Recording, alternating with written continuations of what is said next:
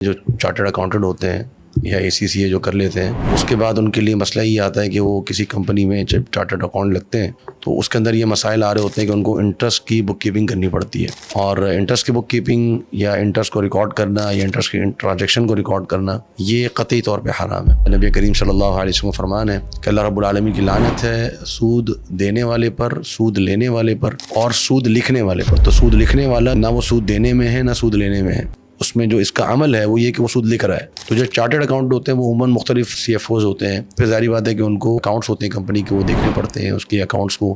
Manage کرنا پڑتا ہے، تو اس کے اندر انٹرسٹ کی بک کیپنگ بھی آتی ہے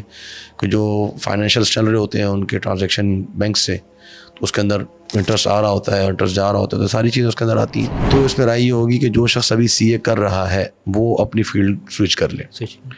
اور اگر وہ کر چکا ہے CA تو اس کو کوشش کرنی چاہیے کہ وہ کسی ایسے پروجیکٹ پہ رہے کہ جس کے اندر اس کو انٹرسٹ کی بک کیپنگ نہ کرنی پڑے۔ اور ظاہری بات ہے کہ اس کو کمپنی میں ہی ایسی جانا چاہیے کہ جو حلال کاروبار کرتی ہو، لیکن بہت ساری کمپنی ایسی ہیں جو حلال کاروبار کرتی ہیں